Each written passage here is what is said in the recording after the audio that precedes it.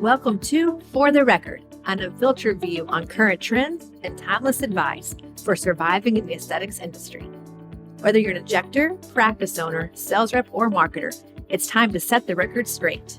Each week, we cut through the chaos and showcase diverse perspectives and winning ideas from the best minds in the industry. I'm your host, Dr. Tiphany Hall, Chief Growth Officer at Aesthetic Record. Now, let's get started on this week's episode. Hey guys, welcome back to another episode of For the Record. And today we're going to do things a little bit different.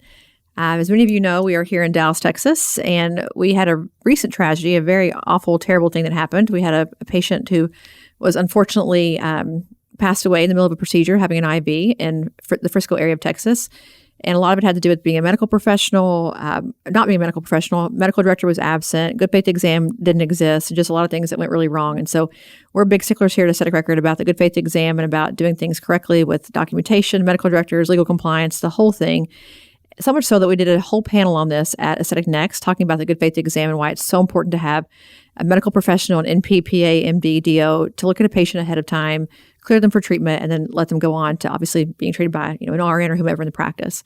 And it was a huge topic for me. It has been. We just brought in Qualify in our system because it's very close to my heart. And I think it's just so important for our industry. And so we want to take this time, in light of what recently happened, to really, again, shine light on good faith exams and talk about why it's so important and why you have to get this buttoned up in your practice, the whole legal parts around it, and just really the reality of the situation. So we're going to kick this over to our live panel that happened on Sunday at Aesthetic Next. We had our panelist, Noah Bobot from Qualify, who obviously is one of our partners here at Aesthetic Record. We had Justin Marti, who is an attorney. He owns Marti Law Group. And Jenny Hartley, who is a nurse practitioner who has done extensive work on the legal parts of the business and good faith exams and all the paperwork components of it and really getting her practice buttoned up. And we talk a lot about the good faith exam, when you should do it, why it's important, how to look at your questions, how to protect yourself legally as a provider as you perform a good faith exam or you actually receive a patient who's been approved for, from an exam. So we're going to take it to Aesthetic Next and follow us along, obviously, as this continues to unfold here in Texas. But all three of these panelists know a lot about good faith exams. Look them up on Instagram. And if you have any questions about any of it at all, please let us know as well. We're happy to connect you with our attorneys, the people that we know and work with to get your good faith exams buttoned up. So we'll see you at Aesthetic Next. We're going to talk today about good faith exams, which is a hot button all across the country. For many states, as we look at full practice authority states coming into play, different states, different laws, all the things. We're going to kind of dive into this. Me from a software perspective, Justin from an illegal perspective. Noah obviously works with Qualify. I shouldn't say obviously, but it's on your shirt, so I said obviously.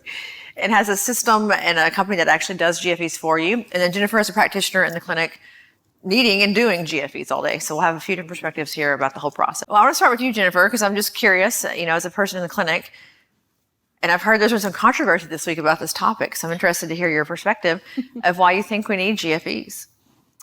So good faith exams, it's that history and physical. We meet our patients, we evaluate their medical record, we know their history, we know their allergies, and we can determine what they're candidates for. So this is the safety mechanism in place to ensure that people are getting the patients are getting the treatments that they are safe for and that it's appropriate. And so I'm very passionate about this. I think it's important that we create a high standard in aesthetic medicine and to figure out the good faith exam. There's lots of things going on across the country, and then that every state is different with their laws. And I think a good faith exam it's that comprehensive medical history, that physical examination that really sets the tone for your practice. It's important. I have a question of what you just said there about it helps us determine what they're a candidate for. I have a different opinion. I think it just clears them if they can medically have something done. So give me your ideas on the GFE being a dictator of what they should have done. Because think about who does these, right? Like sometimes it's outsourced to somebody else or somebody in the clinic who's not going to do any diagnosis. So what are your thoughts on that? The person doing it, making a medical diagnosis or not?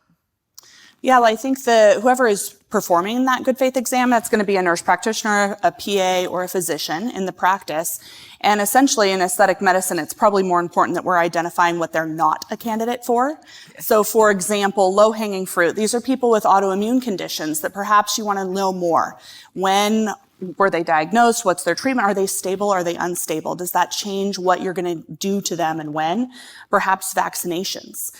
Do you want some time on either side of that? Dental procedures. And so it's really finding those things of what do we need to flag to have a little bit more thought around. I know lots of clinics, another kind of important thing that we're crossing in aesthetic medicine is also body dysmorphia. Do we need to be screening for that? I think we do. How is that done? Clearing up that diagnosis and trying to find those patients. They're hard. They're master manipulators, and they can be tricky, to see those red flags. Sometimes it happens over time. And so that's the good faith exam alone is not enough. We're also going to have to teach our staff, hey, these are things that flag questions that we need to circle back. And whether we're doing that internally in-house or we're using a third party, we've got to first figure out how are you going to set that standard? How are you going to do your physical exams? And then what are you going to have in place as those thresholds for, hey, let's revisit this? I didn't even tell her I wanted her to go, and she went there anyway. She's in my mind. I like that. I think now it's you, buddy. Oh, boy. The hard stuff. Give us the legal aspect of this, because based on what you just said, Jennifer, this is super important. How do we keep ourselves out of hot water and do it right? Well, I'll go through state by state. And no, I'm just kidding. It's no surprise here, right? Any lawyer will start their response with, it depends. And it truly does. I'm sorry, but it really does. So, yeah, I mean, Jennifer started to talk about why we do a GFE, right? What are we looking for, the parameters? You're also protecting yourself, of course, right? You want to do right by the patient. You need to do right by your practice and protect yourself and everything you've built. So there are kind of certain boxes that you're checking as you go down that list. There's different ways that the GFE can be done. We've kind of, we've had some debates this week, and then we all kind of had a coming of the minds. But at the end of the day, a GFE can be administered in different ways and different requirements according to your state. But it's imperative that it is done and that it is repeated, as you all probably know. I'm not a provider, but it is repeated when medical conditions change, probably at least annually, right? Again, depending on your state, there might be more or less frequency. But again, it's so imperative to establish, the provider-patient relationship. Those are kind of the key terms there, and that's big. When liability stuff comes up. Liability generally take a step back, right? How do things come up? The med spa police don't generally come kicking in your door. A patient complains, right? A disgruntled employee, a competitor. Once that complaint comes in is when the medical board or whomever generally, begins their investigation. What does that look like? It starts with what's your protocols and your processes. And at the very beginning of that is what's the good faith exam look like, or the initial consultation. So it is so critical to protecting yourself and making sure, documentation and all of that. And there's different services now that help with that. But just from a legal standpoint, I can't emphasize enough the importance of really kind of nailing this part of the visit. Yeah, we get subpoenaed often at aesthetic record for medical records for clinics who are under investigation. And I can promise you without a doubt, they always ask for it. And if it's not there, they start scrambling to find it. Yep. So when the medical board or the nursing board comes, they will want to have Right. your GFE. You can rest assured. Not to scare anyone, but it does happen. Well, Noah, you've established or work with a great service to do this, which we've just brought onto aesthetic record. So the technology aspect now in virtual has made it much easier. So how has that process evolved? How do you make sure that what Jennifer just said, we have standards, we have needs. How does that translate into a third-party service delivering this? And can a clinician feel secure legally that they're going to get the same caliber of service as if they did it in their practice? Right. So is my mic on? I don't know. So can everybody hear? I feel like I'm right at home right now because in Qualify's boardroom, it's exactly this. It's our clinical director with our collaborating physician and our medical director, as well as our general counsel and state counsel going head to head and kind of determining what the most medically appropriate questions to ask for the specific treatment and question that we're facing for that specific state. So, there's many different layers.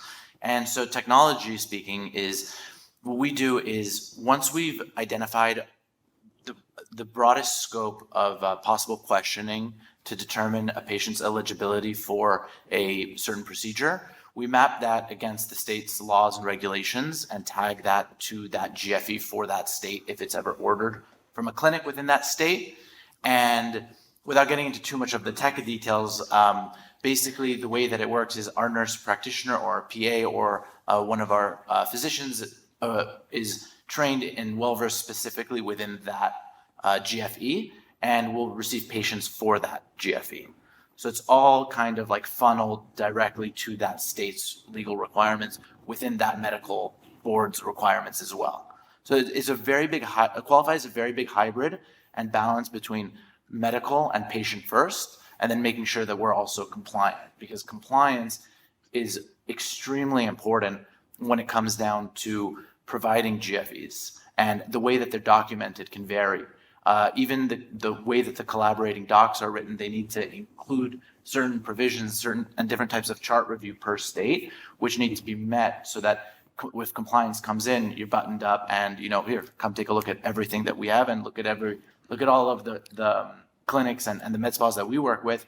They're all buttoned up as it relates to qualify. And that's kind of how the technology that we're building is built in a way that it just follows the law and follows the appropriate medical procedures. So Jennifer, in your clinic, do you have more practitioners who are not a nurse practitioner or PA? Yeah, right now I actually just hired 2 nurse practitioners to join. So my clinic is expanding. It's just been me for many, many years. So my first 2 employees will be nurse practitioners, and then we're looking to bring another nurse on.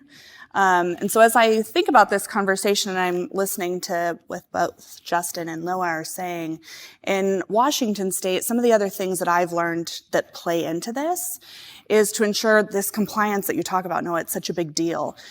Because having that good faith exam is not really enough. You need to make sure that it ties in with how your medical director is operating. You need to have all of your policies and procedures written.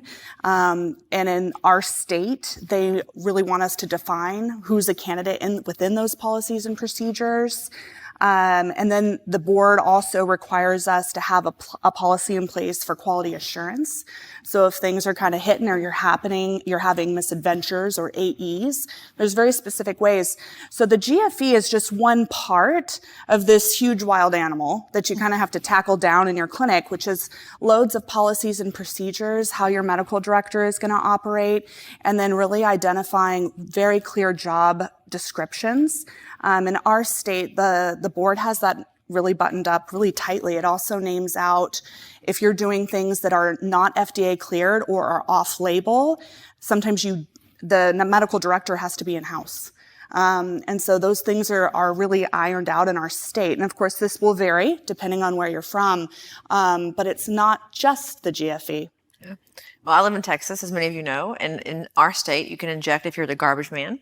As long as the medical director says that you can, he or she makes a determination, not the medical board or nursing board. So in Texas, it's very, very important that you have a GFE. And unfortunately, we don't do them hardly ever here. It's awful. So my question for all of you, thinking through this, especially just from a legal perspective, is if I have a clinic with 8 RNs and 1 MP, how does that work? Because I often hear, I would love to do it, but no one can. There's no time for it, which is where we started working with Qualify. And they often use the workflow is too hard, therefore I won't do it. I'm like, well, losing your license is also really hard, but different conversation. So how do you see this? When you work with a clinic, Jennifer's great. She has all MPs. You're in the clear. But how do you explain to them or work with them to say you have to get this done? And what do you put in place to make sure that every RN has an MP walking in saying, yep, cleared, not cleared? Yeah, this is fascinating to me because Jennifer and I actually ended up having breakfast this morning and we were talking about there's the provider side, right? The provider view who wants to do right by their patient. There's the business side as well, right? And it's like, how do we bring all of this together in a compliant way so that you don't lose your license, you get shut down when a complaint comes in? I get it. I used to have a kind of a dental DSO, if people are familiar with that. A giant DSO is what he used to be. Few dental practices. So I get it. It's a balancing act. We're all short on time all the time. And so I understand that folks want to delegate everything they possibly can. First of all, make sure it's something that can be delegated, right? And not just, what we're seeing more and more of is at best the provider, the NP or whomever the physician pops their head in, right? Or it's a very, very quick visit. And that's fine until it's not. And that's always what I tell our clients is like, if that's what you're doing, then we may not be able to work with you because I don't want the liability, but it's going to work for you until you have a situation and that complaint comes in. Everyone's bandwidth is super, super thin, but we've got to come up with the systems, and it might mean seeing less patients, right? And people get scheduled further out, and I know no one wants that, but at the end of the day, like you still have, I mean, it's a medical practice, right? And that's how these states have defined it. We are in a medical profession, and that just raises the stakes. So yeah, I think it's a fine balancing act between the business side and kind of doing right by the patient and hopefully protecting everybody. Yeah, I've worked with a practice, or used to, who would say, I have a patient in the room, I'm the NP, and I have to leave and go next door to do the RN's GFE, and then I have to come back, and the patient's like, needle in the face, right. Pilot holes being made, and they have to walk out, come back in. And it's disruptive. I mean, it was just, I'm like, hire the person, or we didn't have services like yours back then. There wasn't an option, and so it became problematic. I mean, there's a lot of people that tell us these stories that there's a lot of clinics that we work with that are actually across the street from one another, and so the NP would have to run from one to the other into the across the street to go and take care of the patient, or get out of the patient's room, take a phone call, and sometimes. Most of our, a good amount of our clients actually, they'll have an NP on staff, but there's a lot of scheduling. There's a lot of, people are human. People can need to take care of their kids, leave early, whatever the case may be. When they're not available, all of a sudden the practice can't clear their patients anymore. So they'll just, use qualify as like a backup or as their primary. It's interchangeable. And yeah, I mean, seeing these NPs kind of try and juggle, because it's an expensive salary. It's not an easy salary for a med spa to be able to handle, especially if you're having multiple of them, just to be able to cover every possible time that you're open. So we see that with Qualify, there's a lot more like ease and sensitivity to cost with making sure that the patients get the treatment, and the clearance that they need right away. Well, and legally, and also because you obviously are aware of your state laws, does telehealth count as an in-person visit? Because that's always the question that comes up, is like, can we count this virtual visit as in-person? Because we used to just call on the phone. I remember being in clinics, they would call each other on the phone and say, let's clear the patient. How does that work, legally speaking? And do you feel confident as a practitioner with doing a virtual appointment or encounter? So I think the minimum that we've seen set is that the GFE in every state that we've seen, can be done virtually. There are a number of states, a handful of states that we've talked about, that have certain parameters in place. So don't take that, as gospel, please. But the provider, the physician, or the NP has to be within state lines. There's a handful of states that have different requirements in that capacity, or how the telehealth visits, conducted. But we've seen it, that is the minimum. And I think that's kind of the key here, right? Is like, does that work? It seems to be passing muster. There's folks that kind of want to be more protective. And Jennifer, I mean, we've had endless conversations about this, is like, there's kind of the standard, and then maybe where you want to have your standard, and maybe it's a little bit different. And I think Noah makes a great point in that if you're in that emergency situation, maybe your philosophy is, I want to meet with the patient, or I want the NP to meet with the patient. But sometimes there's not the bandwidth, and that's where, a service like this might come in great. Or it might just be the go-to for everybody. But yeah, I think we've seen kind of the minimum field set, and now it's kind of, how do you want to raise the standard from there? And then what do you do with it? That's a question for you, Jennifer, because these come up all the time. I see them in AR. I see all the records come through, and it's like, okay, not approved. Okay, now what do we do? Or approved, now what do we do? Like, is it a piece of paper that has no value beyond just being a yes or a no? Because you mentioned all these other processes that come around it. What if the patient does get treated? We go back and look and realize that we didn't approve them 6 months ago. Now we did. What changed?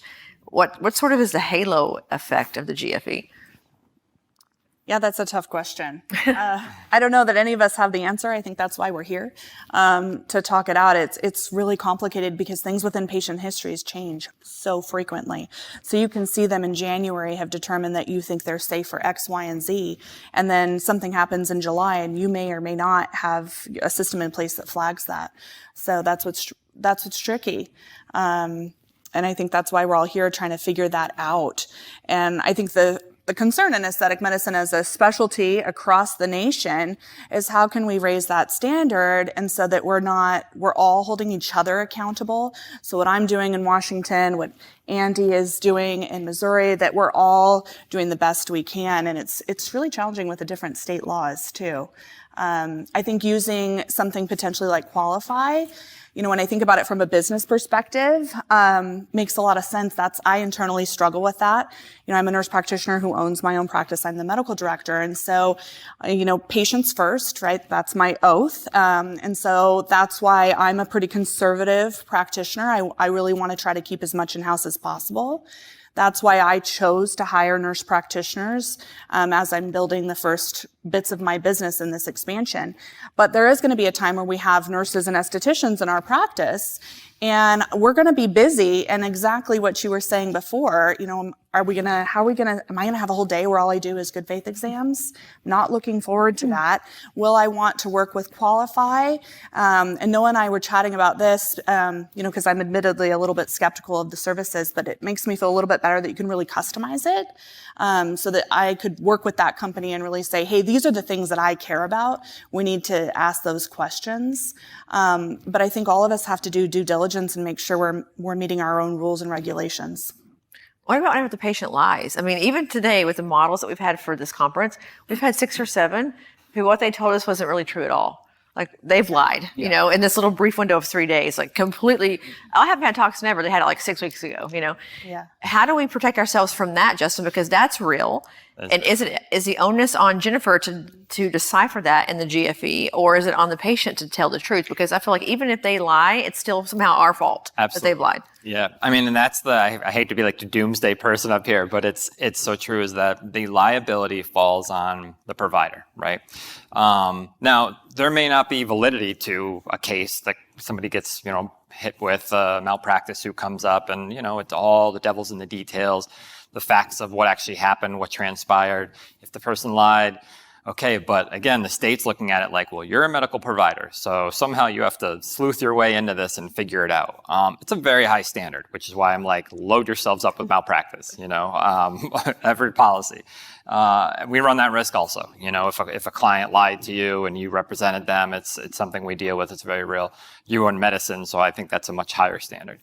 But yeah, the liability will trickle its way down. I mean, when these investigations happen, if you're a medical director, we actually talked about this in our medical director panel the other day, is that the question came up as far as, well, my RN does something wrong. My delegate, did something wrong, but I'm protected, right? Well, no, I mean, you're the medical director. It's your job to oversee that, to look at these charts. So again, it's a very high standard, and you have to be prepared for that if you're, taking on a role of a lead provider in a practice. So sadly, we have to be that much better than the patients who may not be totally forthcoming. But I think patients do lie all the time, and we know that, and there's trends with what they lie about. They lie about their vaccines. They lie about if they took NSAIDs. They lie, I haven't drank. You see them. You saw the social media. The blood is like flowing. Right? And one poke and they're bleeding. So my point is we can do all the right things, but patients are still going to lie. And so making sure our other parts of our business are buttoned up, like your patient education. Are you sending things beforehand, reminding them, hey, this is how you prepare. If these things pop up, you need to let us know. We need to reschedule you as well on the back end. So are they going to lie to us? Will these things slip through? Yes. But, and Justin, you could kind of weigh in. I feel like if we have processes in place where we're doing due diligence, that's huge too. Absolutely. Yeah. Again, I hate giving the doomsday view, but if you've checked all the boxes that you should have done, the medical board does realize that. They will look at, are they going to slap you with a little fine or something? Perhaps, because They tend to like to do that. I had my group, and we certainly would get dinged with something here or there. But I was like, at the end of the day, if we checked all the major boxes, our OSHA, our compliance, our processes, our intake, it's documented, it's tight. Like Noah said, I mean, have a look. And those are the things that kind of can get you in a lot of hot water. So if you're prepared, and I mean, Jenny has an arsenal of documents that, I mean, she's You like, need one. If anyone needs advice on what you need, I'm happy to help you. but yeah, she has a patented package she can sell. She's freelancing as an attorney at night. She is. Moonlighting. I know. Yeah, so I think that's the key is preparation, and really be thorough with the processes. That's your best protection. Yeah, and I think if you're starting a practice, you need to budget for this. It's going to cost you $10,000 or $15,000 to get all those policies and procedures in place, the legal fees, writing your employee handbook, your job descriptions, your legal contracts for your employees, all of the things that need to be reviewed that work together. When all is said and done, that is going to cost you a pretty penny, but it's going to also save your butt. So I think you need to budget for that. That would be my advice. Speaking of budget, I have a money question. So Noah, you obviously have to charge for your service. Yeah. It's not a 501c3. Do you see practices tagging that fee on to a consultation or to the treatment fee? Because again, it's $27.99, I think is what it always is. It does have a cost. And so if I'm doing a free consultation, is it really free, or do I have to somehow bake that $27.99 into my filler cost or my toxin cost? What do you hear most often? So it basically is a 501c3. I mean, it's so cheap. They don't tag it on to the customer. I think they just build it into their cost. It's a pretty low cost considering the price that these med spas are typically charging for these procedures. I do want to touch on one important point that you asked about earlier, which was patients lying and what the halo effect can be, because I've seen a good amount of that and heard of a lot of that happening. We talk a lot about raising the bar in aesthetic medicine and protecting patients. I can speak a little bit about what we do internally when this happens, just by giving two quick example stories that have happened within the last week. Patient wanted to get an IV nutrient therapy drip regular, asked a lot of questions, and obviously our providers are trained to make the patient feel comfortable and not point the questions directly towards we know this is going to deny you. We don't want the patients to we just want it to be a free-flowing conversation. And the patient said that they had congestive heart failure in the past that's been treated and is now okay. And so the provider was, for those of you that don't know, you cannot give a liter of fluid to anybody with congestive heart failure. It can drown them. And I'm not a doctor. I'm just, this is what I've heard. And so basically they said that they were okay. And so our provider said, let me speak with the clinical director. So she called the clinical director. The clinical director said, did you ask the patient if they're cleared by their cardiologist because it's been taken care of? Patient said yes.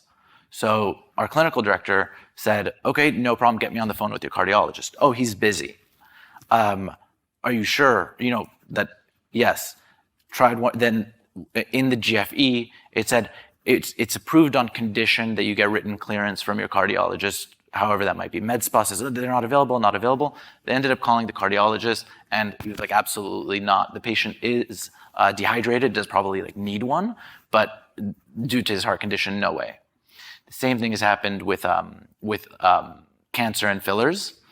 Patient said that they've had a history of cancer, but now they're cleared for certain fillers in the treatment area.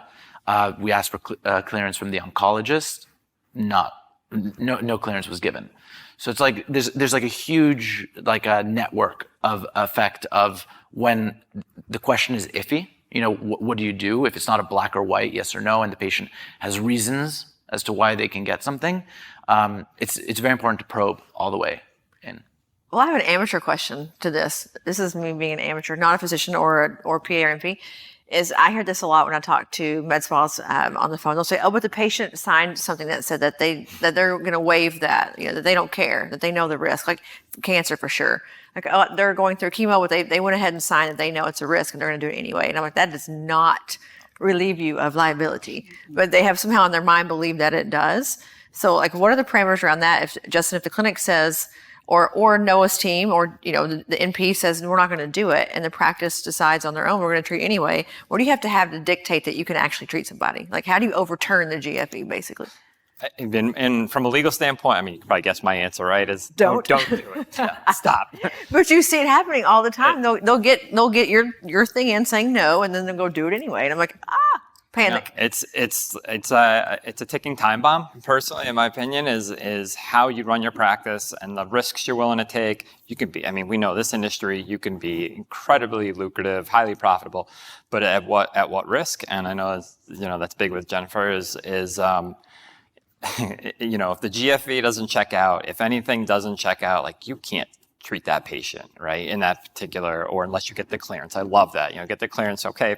Your doctor said, okay, like, cool, let's get the doctor's note, just like my son at school, right? Let's get the doctor's note. And then we're okay. But unfortunately, like, we want to make everybody happy, but we just can't. And it's our job as the lawyers to unfortunately tell you, like, don't do this if it doesn't feel right. Do you guys have any questions? Things happening in your own practice? We've got many more up here, but I'm just curious to hear from any of you. At this point, an audience member asks Noah from Qualify whether or not Qualify acts as a medical director or collaborative physician, or if they're just performing the good faith exams. So, good question. We are not the medical director of the med spa. We're collaborating with your medical director, and we have a business associate agreement that's signed that allows RNPs to clear your patients. And your medical director, as Tiphany asks, is can they overturn? The only person that could overturn would be your medical director for that specific patient if they deem it appropriate, because our denial may have required further analysis, or maybe they answered yes when they should have said no, or whatever the case may be. That's the only time that a medical director, that a GFE can be overturned by your medical director. An audience member asks about operating hours for Qualify and whether or not a practitioner is sitting by waiting for her to bring patients into the room and then calling to arrange a GFE, and how long it might take to get that done.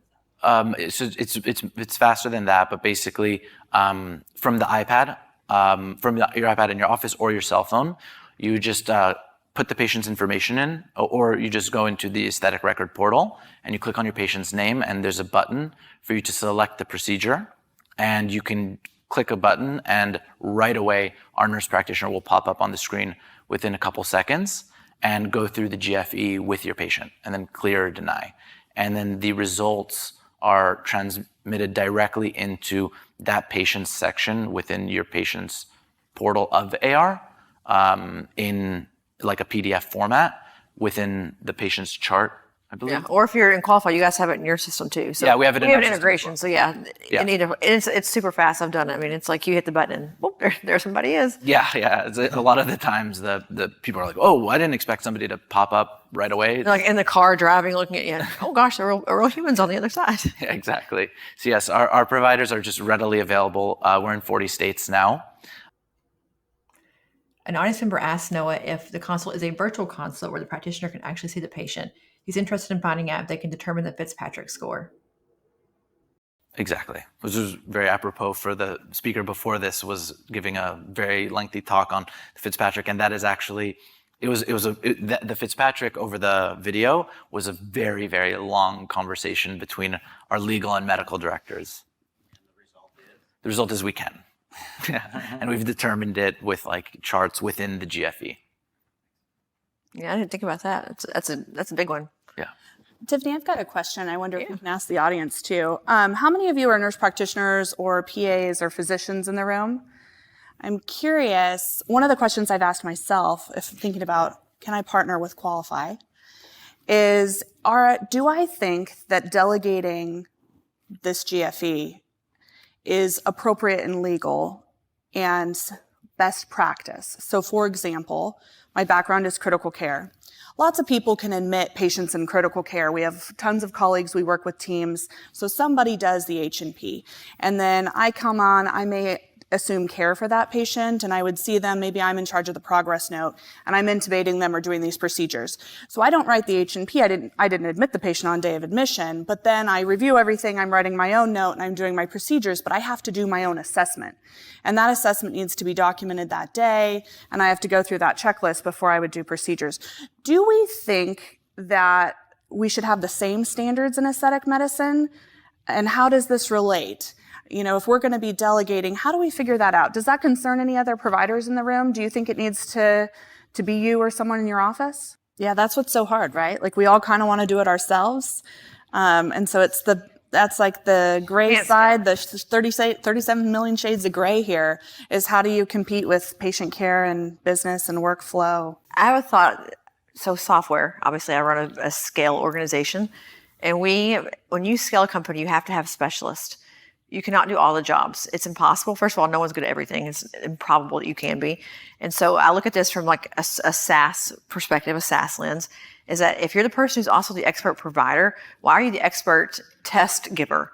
You know, in a sense, like that's a specialized skill also, to be able to assess a patient in the beginning and intake. That is a skill in and of itself, to be able to decipher if they're lying or not lying, et cetera. Different than if you do beautiful lips and cheeks and temples. So in my world, you would have a person whose sole core responsibility is that assessment, i.e. a qualified or an MP who's doing it as their full job, who's not an injector, and someone who is the injector. So I think at some point you have to bifurcate the role, because you cannot be the expert in the room and also the expert test giver. It's just not reality. And so to your point, you will never be able to scale beyond that until you figure out how to get that done, whether it is using a service like NOAA's or having someone, as we said, God forbid, who does assessments all day long, but that might be reality in a future state. So I think we are at a crossroads of having to figure out what that looks like here, because it is not light medicine, but it's different medicine than critical care, ICU. The patient's going to code, you know, if we get this wrong. A little different risk. Yeah, I totally agree. I think we have to figure out our values first. Decide, how do you want to run your practice? What do you want to spend your time doing? What are you passionate about? What's going to feel good for your patient? What experience do you want to give them? Do you want to be boutique? Are you based on relationships? And who do you want those relationships to be between? Or do you want to be a really high-functioning clinic? Maybe you live in a metropolitan area where your patients want to come in and they want their Botox and they want out. And perhaps something like Qualify is going to really help move the meat, because doing it internally with a medical director is probably going to be a little bit of a different, slower model, to be honest. In my perspective, I think that's true. But we have to decide our values, how we want to run business, how do you want to do your relationships, what risk are you comfortable with, and then you have to have all your policies be congruent with all the whole thing. So just to touch on that, the point of Qualify is not to be the point of Qualify is not necessarily to provide you with the GFEs. We do provide them, but the goal of Qualify is to be essentially a mini medical director for the procedures that you offer, which means you're able to completely customize every single GFE that we offer. So if you have additional concerns or your medical director has additional protocols and levels of thoroughness that you would like to go through, you can create a good faith exam that is up to the standards that you've set, that will now become the standard for your practice, and your practice will be the only one that uses your specific set of questions for the procedures that you've selected. So we do offer a standard set that we've worked extremely hard on, and we give it to as many people as we possibly can. And if that doesn't meet, or you would like to add to it, we recommend it and we enjoy it, and we want you to add to it because we want to be as comprehensive as possible. We want to be you when you're not there, for the clearance. Well, if nothing else, getting the patient flagged and dismissed before they come into the practice. I love the fact you can do it before they come in. Yeah. So if they don't qualify before they show up, you don't waste the hour. Right. So what's coming down the pipeline, though? What are the next things in legal land that we should be buckling up for? Because I feel like it's about to we're like on the precipice of some kind of big change happening in the industry. Well, Texas, the proposed legislation right now is there's some significant proposed legislation, and not that that means anything. Things get shot down all the time, but they're talking about a real focus on medical directors and requirements, and how many folks they can oversee. It's really kind of a reckoning. we're continuing at, COVID brought on a lot of expansion, right? Folks could kind of do anything from anywhere. A lot of that is getting rolled back in most states. I'm up in Connecticut. Our firm is kind of across the country, but I sit in Connecticut, and they kind of keep extending the COVID. But a lot of states have not done that. So, we are seeing a tightening of some of the regulations. It's going to be really interesting to see how this plays out. I keep hearing folks say why haven't they standardized? Why, whoever they are, right? Why has the government standardized this? And maybe that day will come. We're not there yet. So I would say, if you want to scale as a business owner, if you want to scale, services like this are probably going to be, essential. For folks who don't necessarily want to have practices all over, you may not need that. But we're constantly watching it. We're watching the regulations change all the time, and trying to stay ahead of it. And you can call your state board. So they can also tell you some of the things that are coming down the pipe and show you some areas that might be pitfalls. In Washington State, there are certain procedures that they have identified that they want the provider, the medical director, to be in-house the first time. The law actually calls out lasers for that. And then if there's a complication, says you have to be within 30 or 60 minutes. It's 30 minutes. If it's an injectable type of complication, it's 60 minutes for lasers. One of them is in person, one of them is by phone. So calling your board, you can kind of ask some of these. If it's vague, sometimes it just takes a long time for the law to be updated, but they do know where they're going. That's like driving a clown car. You got to be in person or out of person. You got to be here. It is crazy. No chance I would ever get that right. No chance. Well, as we wrap up here, we have about 90 seconds left, which is not much. Any last words or thoughts for our audience? Well, my hope is that we figure out something for your practice, for your state, what's appropriate. If you're doing this in-house, awesome. Check all the boxes, do the things. If you don't know what you're doing, you should call NOAA and use a third party and work together. Call us if you don't know what you're doing. Call Justin first, then call NOAA. Yes, well, you're definitely going to need a legal team as well, is the other thing that I've learned over the last year. Getting all of this ready and ready to scale our practice, you're going to need legal counsel for sure. Yeah, I think I've said it over and over, but it's really the standard you want to hold your practice to. Your goals, are you trying to scale? If so, you're probably going to need to engage some kind of services, or you're going to need NPs all over the place. Protect yourself.